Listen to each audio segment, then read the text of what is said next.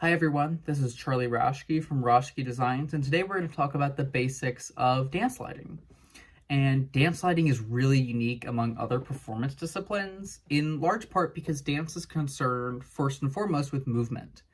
While in all performance mediums our focus is on the bodies in the space, it's really in dance where we focus on where and how the body moves. In short, we're really concerned with the whole stage and the quality of movement rather than where someone is standing for a monologue or something like that. And then another major difference is there's usually not a lot of scenery. It's really up to the lighting designer to create a visual composition on stage. And the problem is that, unlike theater, you usually need to illuminate the whole stage because the dancers don't confine themselves to a small region. So you need to find methods to creating a composition and an atmosphere that still lets you light up the entire area. And so the first question you need to ask yourself before you're designing any dance piece is, what style dance piece is this in? And the first style we'll really look at is classical.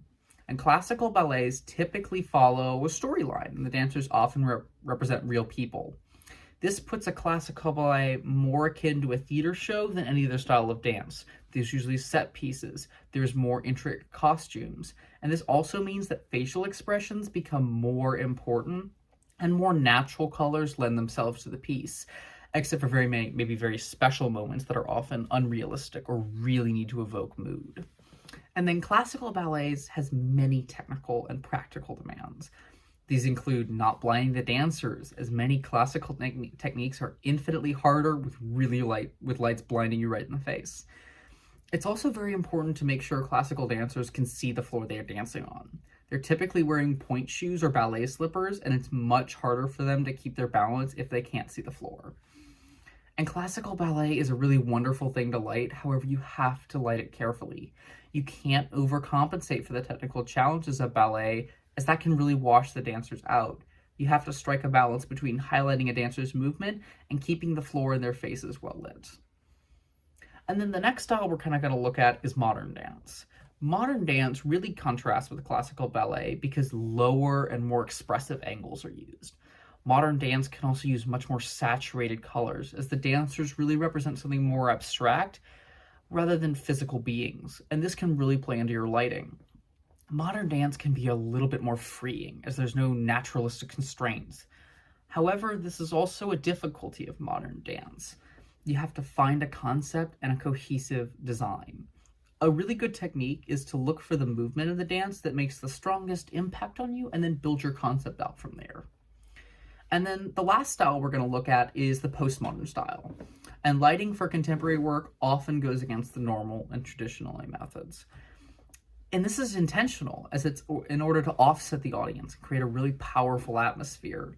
Contemporary works often require the lighting to create an atmosphere rather than really highlight the movement of the dancers. Many designers fall into the pitfall of using too much haze or flashy beams in postmodern work. And while impactful, and believe me, I love haze. I'm a lighting designer. I love beams. I'm a lighting designer. This technique really needs to be used really thoughtfully and really impactfully. And then dance lighting also has some general functions and characteristics that are akin to theater, however, they have small key differences. And the first is selective visibility. And the most important thing to highlight in the dance is the actual movement of the dancers and the groupings of the dancers on stage. And this is why dance lighting is so heavily based around side lighting, as light from the side appears to show the movement almost as if it's being painted on the stage. Side lighting outlines and creates much more depth in figures, which is really highly desirable in dance. And then the next general function is time and place. This function is highly dependent on the piece you're lighting, and many classical pieces might have a physical time and place, while in modern pieces you might need to rely on abstract thoughts.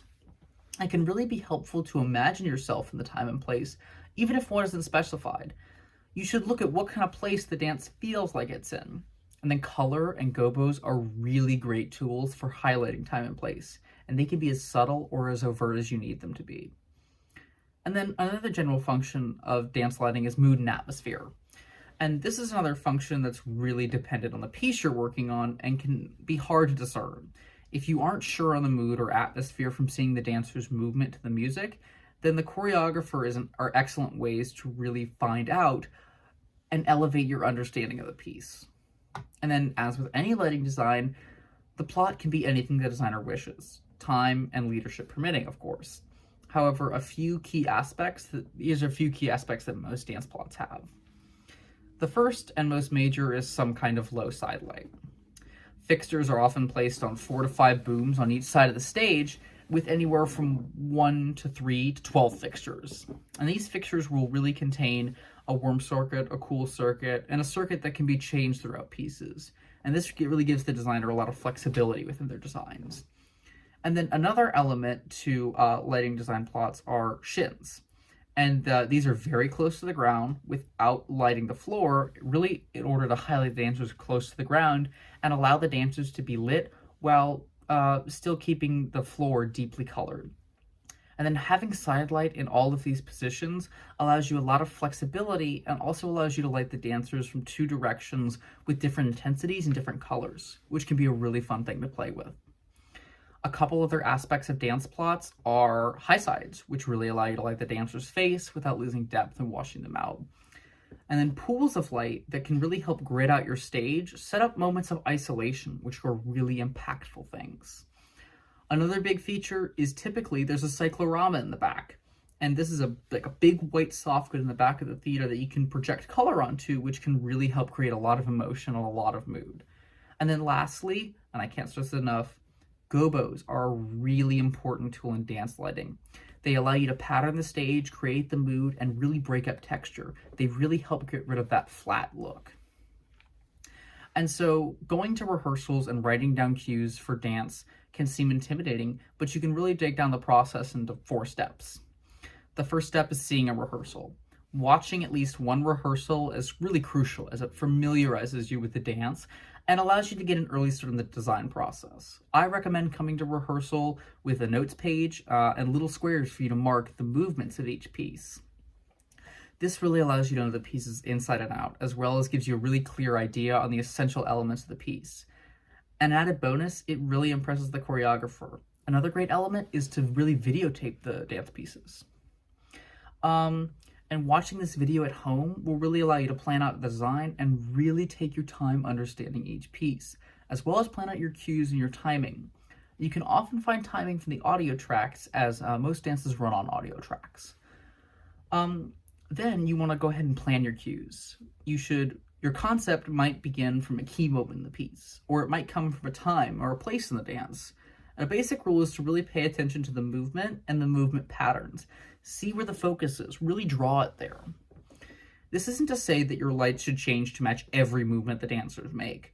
Rather, you should highlight the movement and accentuate it.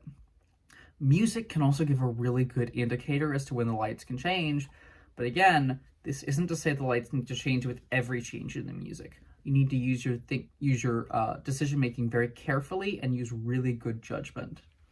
And then the final step is to decide the timing for your cues. Your cues and the timing should really relate as close as possible to the actual movement of the piece. You want the lights to look almost as if the movement of the dancers made them change and made it happen. And this really isn't a hard and fast rule. Sharp timing that go against the movements of the dance can really create great impact and great tension. And lighting for dance can often be really overlooked, but it's some of the most fun lighting work you get to do. So please take this information and create some beautiful works of art. Thank you so much.